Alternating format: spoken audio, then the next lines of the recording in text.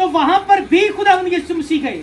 جب ہم مرکز کی انجیل پڑھتے ہیں اس کے پہلے باب کی اگر ہم 29ویں آیت سے پڑھیں تو وہاں پر لکھا ہے اور وہ فی الفور عبادت خانہ سے نکل کر یعقوب اور یوحنا کے ساتھ شمعون اور اندریاس کے گھر آئے. شمعون کی سانس جو ہے وہ تپ میں پڑی تھی, یعنی کہ بخار چڑھا ہوا تھا, اور انہوں نے فی الفور اس کی خبر اسے دی. اس نے پاس جا کر اس کا ہاتھ پکڑ کر اسے اٹھایا. کسے؟ اس کی سانس کو.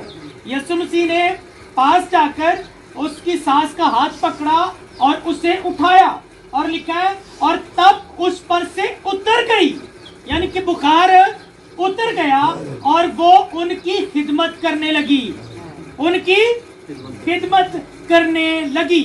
جب ہم خداوند یسوع مسیح کے نام سے آج شفا پاتے ہیں تو اس کا ایک خاص مقصد یہ ہوتا ہے کہ اگر یسوع نے ہمیں شفا دے دی ہے تو اس کے بعد ہمیں یسوع کی خدمت کرنی ہے.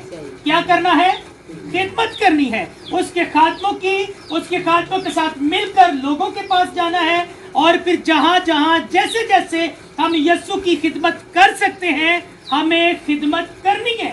کیونکہ یہاں پہ لکھا ہے جیسے ہی اس کی سانس جو ہے وہ تندرست ہوئی, جیسے ہی بخار اتر گیا تو اس نے یسوع کی, اور یسوع کے ساتھ دوسرے شاگرد بھی ہوں گے, تو اس نے کیا کیا؟ ان کی خدمت کرنا شروع کر دی. روٹی پانی پکان لگ پی ہونی ہے یقیناً, کیونکہ وہ گھر میں آئے ہوئے تھے. تو وہ جیسے ہی ٹھیک ہوئی اس نے خدا کے خادموں کی خدمت کی اور پھر یسوع مسیح کی خدمت کی. تو پھر ہمیں جب خداوند یسوع مسیح شفا دیتے ہیں تو شفا لینے کے بعد بھول نہیں جانا کہ مجھے کس نے شفا دی. بھول نہیں جانا کہ اس شافی کی جس نے مجھے شفا دی ہے اور مجھے اس بیماری کے بستر سے اٹھا کھڑا کیا ہے, اب مجھے اس کے لیے کام کرنا ہے. اب مجھے اس کے خادموں کے لیے اور پھر اس کے لوگوں کے لیے اپنے آپ کو پیش کر دینا ہے. بھائی بڑی خوبصورت بات بتا رہے تھے کہ سنڈے کو جب آنا ہوتا ہے خادموں نے تو میں پہلے جاتا ہوں گھروں میں جا کے بتاتا ہوں کہ خادم نے آنا ہے. تو یہ دیکھیں نا, ایک خدمت ہے, ایک ذمہ داری ہے.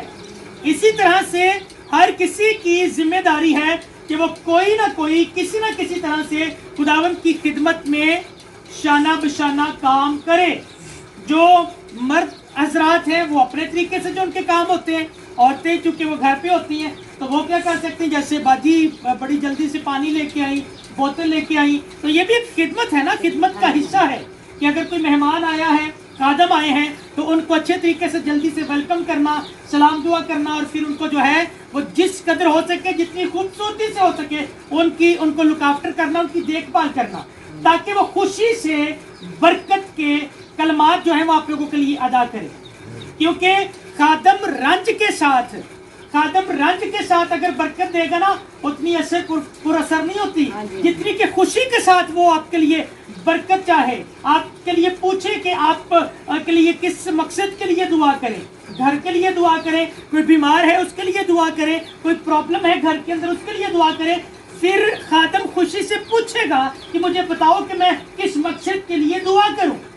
تو جب ہم شفا پاتے ہیں, بیماریوں سے شفا پاتے ہیں, ہم پریشانیوں سے آزاد ہوتے ہیں, جوئے اور بندھن ٹوٹتے ہیں, تو پھر اس کے بعد اپنے خالق حقیقی کو یاد کرنا اور اس کی خدمت کرنا, اس بات کو نہیں بھولنا کہ اگر ہمیں شفا ملی ہے, اگر ہم آزاد ہو گئے ہیں, ہم یسوع کے پاس آ گئے ہیں, تو پھر اب ہمیں دوسروں کو بھی یسوع کے پاس لانا. ہاللویا, باتیں آ رہی ہیں سمجھ میں؟ تو یہاں پر جو ہے وہ شمعون کی سانس جیسے ٹھیک ہوئی ویسے ہی اس نے خدمت کرنا شروع کر دی, اور یہ آپ لوگوں نے بھی کرنا. ہاللویا. خداوند آج کے کلام کے وسیلہ سے آپ سبوں کو برکت دے. کلام خدا کے لیے زوردار تالی بجائیں.